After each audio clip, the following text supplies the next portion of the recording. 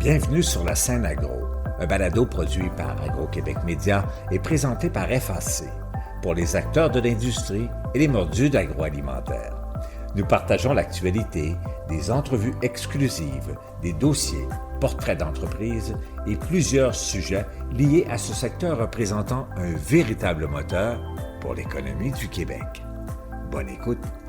Ici Lionel Levac. Les herbes gourmandes de Saint-Norbert dans la Nodière, entreprise spécialisée dans les fines herbes en pot, amorce la production dans ces nouvelles serres dotées de technologies les plus avancées en termes de mécanisation, de contrôle des systèmes et de robotisation.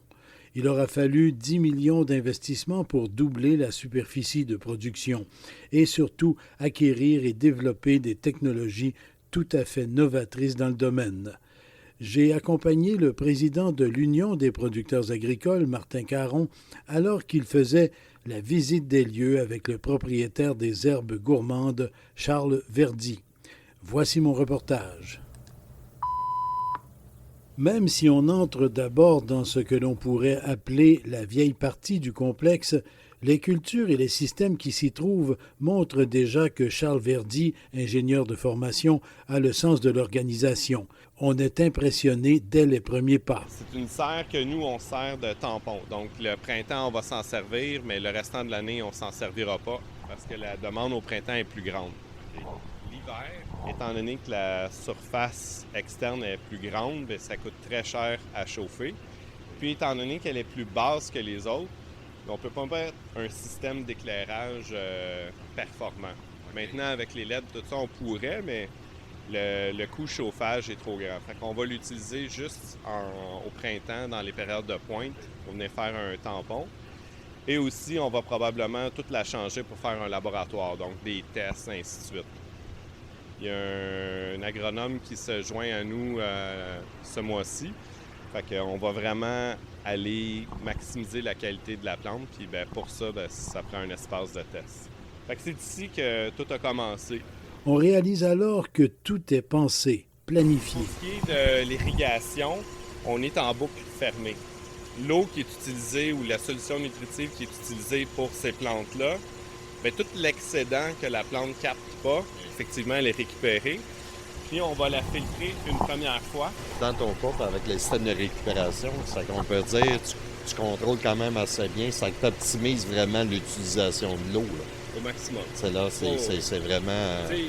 L'eau, c'est une ressource qui est très importante. On est chanceux au Québec, on en a beaucoup, mais ça ne veut pas dire que parce qu'on en a beaucoup, qu'on peut faire n'importe quoi avec. Donc, on essaie vraiment de l'optimiser, puis d'utiliser au minimum l'eau. Produire en serre dans une région encore qualifiée de nordique a ses avantages. On a un meilleur contrôle. Question qui vient d'un producteur au niveau des maladies ou des insectes, tout ça. Comment c'est? Parce qu'on se dit, bon, mais c'est quand même à air contrôlé, mais le contrôle, comment vous organisez avec ça? Là? Hebdomadairement, on fait des dépistages, puis on vient regarder c'est quoi les insectes nuisibles. Ça peut être des insectes, ça peut être des champignons, ça peut être un paquet de choses. Puis, en fonction de ce qu'on décèle, bien, on va venir appliquer des correctifs. On sait aussi, avec l'expérience qu'on a, que dans certaines périodes de l'année, on est plus susceptible d'avoir un insecte X versus Y. Alors, on va travailler beaucoup pour faire de la lutte préventive. Il y a de la lutte mécanique, donc si, exemple, les champignons à l'automne, c'est pluvieux, on va venir être plus agressif au niveau de la déshumidification. Fait que travailler dans un environnement qui est plus sec, ça va permettre aux champignons de ne pas nécessairement se développer. Puis, bien là, on vient aider notre culture. La deuxième chose, c'est dans la lutte mécanique toujours, c'est que certains champignons vont se reproduire quand il fait plus sombre. Donc, on va étirer notre période d'éclairage pour empêcher le développement de ce champignon-là. Entre les plants, on lui laisse énormément d'espace. Plus que qu'est-ce qu'il y a de besoin pour s'assurer que les plants ne se touchent pas. Fait que la propagation est limitée de façon mécanique. Et la quatrième, si on peut dire, c'est la lutte biologique. Donc, on va introduire des insectes prédateurs, si on peut dire, qui vont venir manger les autres insectes nuisibles. On va faire des plantes refuges. À certaines périodes, il faut atténuer la force du soleil.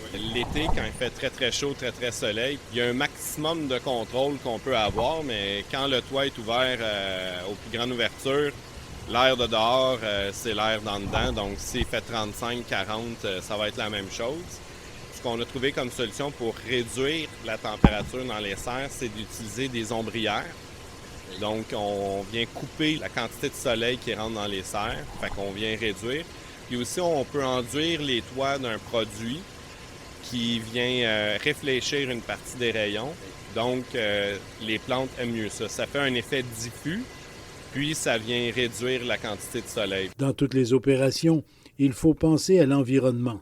Charles Verdi donne un exemple alors que nous passons devant une laveuse. Tous les plateaux qu'on est capable de récupérer de nos clients, on les lave puis on les désinfecte, fait qu'on peut les réintroduire. Au lieu de les déchiqueter et les envoyer au recyclage, on préfère les réutiliser. Il faut voir les serres comme un écosystème global, lui-même intégré dans l'économie locale ou nationale.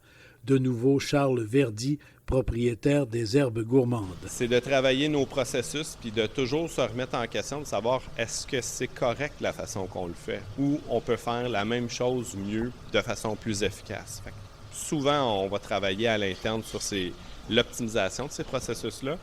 Puis c'est sûr qu'avec l'arrivée de toutes les technologies, il faut regarder les technologies qui sont disponibles. Puis le plus difficile, c'est de les amalgamer.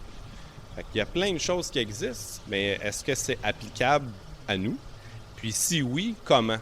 Puis qu'est-ce qui suit par la suite? Cette année, on investit, nous, beaucoup dans l'automatisation et la robotisation. On en est très fiers, puis on pense que ça va être une des façons de gérer nos coûts. L'électricité est utilisée de façon efficace. On ne la gaspille pas. En parallèle, Charles Verdi estime que le gouvernement offre des tarifs intéressants. L'hydroélectricité, c'est nettement avantageux pour nous. Les coûts d'électricité sont intéressants à vouloir stimuler le développement de ces récoltes. Au fil des ans et des agrandissements, on a introduit dans les serres des Herbes Gourmandes de plus en plus de technologies. Avec le dernier chantier qui double la superficie des serres de 1 à 2 hectares, on a accéléré la cadence et les Herbes Gourmandes sont maintenant très en avance. Les plateaux vont être mis dans la table inondante. La table inondante est sur un système de convoyeur, donc on va pouvoir la rouler et l'indexer dans une des lignes. OK. Fait qu'ici, on peut avoir un climat autre pour les plus jeunes plants. On a un système d'irrigation qui est séparé, toujours en boucle fermée, pour pouvoir mieux contrôler les jeunes plants. Puis quand les plants arrivent à une maturité X, là, on peut les introduire dans le système de gouttière. Puis c'est des gouttières qui sont amovibles mécaniquement. Donc, c'est la gouttière qui se déplace dans la serre et qui va aussi être sur un système de convoyeur. Ils appellent ça le tray down parce que ça prend les plants, les plateaux, puis ça les met à la bonne place dans la table inondante. Et tout cela avec le souci constant d'offrir un milieu de travail de qualité. Sauf que là, on est venu mettre tous les équipements de chauffage dans le fond. Fait que c'est moins bruyant pour nos employés. On s'entend plus parler. On est allé avec un concept relativement dégagé. Fait qu'on a une meilleure efficacité au niveau du travail. Fait que c'était aussi de donner un environnement favorable à nos employés puis d'aller chercher un gain de productivité supplémentaire. Quand on disait tout à l'heure que tout est dans le détail, bien, tout est dans le détail.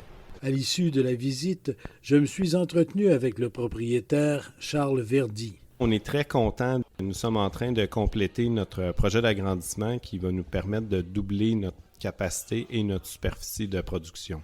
Vous passez à quelle superficie maintenant? 2 hectares. Vous étiez à 1 hectare depuis quelques années. Vous avez eu quelques agrandissements successifs. Mais là, vraiment, 1 hectare supplémentaire. Oui, on a fait des agrandissements en 2017, en 2019, puis 2021 qu'on venait sur le point de compléter. On a répondu à l'appel du gouvernement Legault pour l'autonomie alimentaire, puis on trouvait que le moment était propice. Donc, on est venu ajouter 1 hectare supplémentaire. Et dans votre projet, vous avez recours à énormément de technologies. J'ai pu jeter un petit coup d'œil, là, effectivement, puis des robots, des systèmes informatiques, de beaucoup de mécanisation. C'est ce que vous visiez? Oui, bien, une de nos valeurs d'entreprise, c'est l'innovation. Alors, on essaie toujours de s'améliorer au fur et à mesure qu'on fait un agrandissement. Fait qu'en 2017, on a introduit des nouvelles procédés, en 2019 également. 2021, étant donné l'ampleur du projet, on a vraiment regardé à l'extérieur de savoir toutes les technologies qui étaient disponibles. Puis, les technologies qui sont disponibles, ce qui est le plus difficile, c'est de les intégrer. Alors, on a travaillé fort en amont pour planifier, pour intégrer toutes ces technologies-là. Puis aujourd'hui, on en arrive avec un résultat qui est hyper performant. On est très fiers de ce qu'on a accompli. C'est un doux mélange entre l'automatisation mécanique et aussi la robotisation qui nous offre plus de flexibilité. Vous parlez d'innovation, c'est pas simplement aller chercher des technologies, là. Il y a beaucoup de choses que vous adaptez à vos besoins précis. Et de ce fait-là, vous utilisez dans vos nouvelles serres vraiment de nouvelles technologies là, que vous avez fignolées, adaptées à partir d'équipements disponibles sur le marché. Oui, exact. En fait, ce qu'on vise, c'est de toujours se coller le plus possible sur les besoins de la plante. C'est elle qui choisit, c'est pas nécessairement nous. Alors, on essaye toujours d'optimiser, d'offrir le maximum de ce que la plante veut pour maximiser son rendement.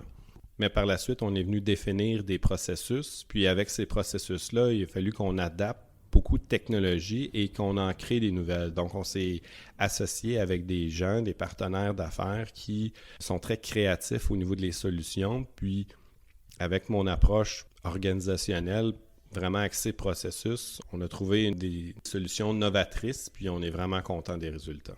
L'ingénieur en vous doit être assez heureux de voir ce qui est maintenant installé dans vos nouvelles serres, là. Il y a des robots là, qui sont étourdissants, là. Oui, effectivement, c'est très valorisant, c'est très enrichissant. Puis c'est toujours une question qu'on se pose. Comment on peut venir optimiser? Comment on peut faire mieux? Comment on peut s'améliorer? Penser en dehors de la boîte, pour ne pas le dire en anglais, mais de voir le résultat qui arrive suite à tous les remue-ménages qui ont été faits, tous les défis. Oui, c'est très intéressant pour moi avec mon approche de pouvoir aller jusqu'à ce niveau-là technologique. Ultimement, M. Verdi, ici aux herbes gourmandes, bien sûr, comme vous venez de l'expliquer, un recours à des technologies absolument nouvelles, des robots surprenants, etc. Mais tout ça, ultimement, pour continuer à produire des plantes de haute qualité, des plantes qui sont la nature. Il ne faut jamais perdre de vue les besoins de la plante puis le côté naturel. Puis, c'est un défi d'amener des technologies sans venir dénaturer la nature et l'agriculture. Alors, on essaie toujours de se coller sur les besoins de notre plante, puis de regarder toutes les étapes qui peuvent être automatisées, qui n'impactent pas la qualité de la plante. Parce que pour nous, une autre des valeurs, c'est la qualité. Alors, on veut que nos consommateurs, nos clients puissent avoir le même plaisir que nous dans la dégustation des fines herbes. C'est un créneau, en terminant, M. Verdi, c'est un créneau en développement sur les marchés de l'agroalimentaire.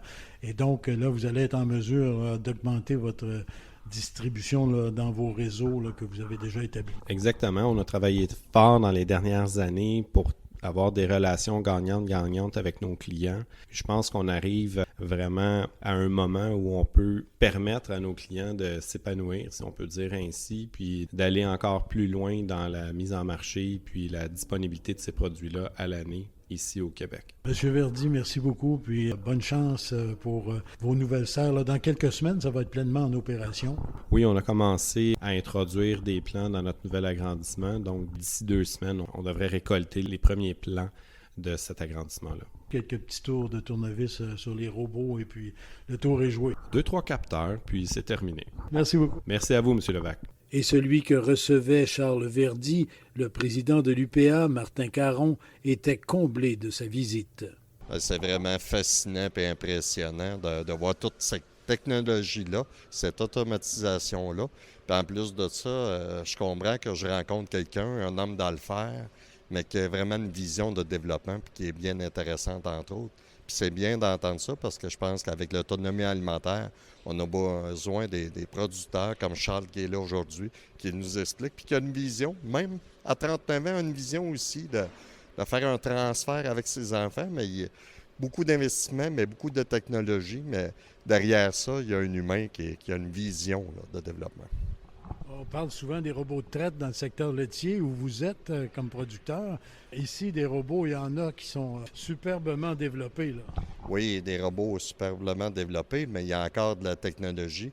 Mais il y a quelqu'un qui pense à tout ça. C'est pour ça que je ramène le point au niveau de Charles qui est là, qui a cette vision-là. C'est que malgré qu'il y a peut-être des robots qui sont là, mais comment il peut faire pour être encore davantage efficace? Mais il y a un souci aussi au niveau de durabilité là-dedans. Puis c'est ça qui est intéressant au niveau de la récupération. Et tout le système au niveau de la gestion l'eau est bien intéressant à voir aussi. Le système de récupération, d'utiliser des produits aussi qui sont fabriqués ici au Canada, des produits qui sont recyclés aussi. Ça qu'il y a cette tendance-là vraiment impressionnante de voir Charles, surtout au côté producteur, mais entrepreneur et visionnaire. Et on est dans un domaine de production qui est encore relativement nouveau au Québec. Et les technologies qu'on voit ici qui sont très développées, ça augure bien pour l'avenir d'un secteur comme celui-là, la production en serre. Oui, absolument. Puis je pense qu'ici, avec cette rencontre-là, on voit que les gens sont à la fine pointe de la technologie, puis même c'est de l'avancée parce qu'on crée encore de la recherche puis de l'innovation. Et puis ça va aider sûrement d'autres producteurs qui voudraient aller dans ce domaine-là.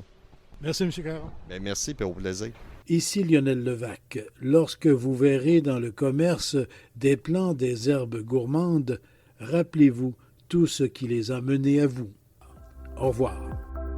Vous avez aimé ce contenu? Suivez la scène agro pour rester à l'affût de l'actualité agroalimentaire. Merci et à bientôt.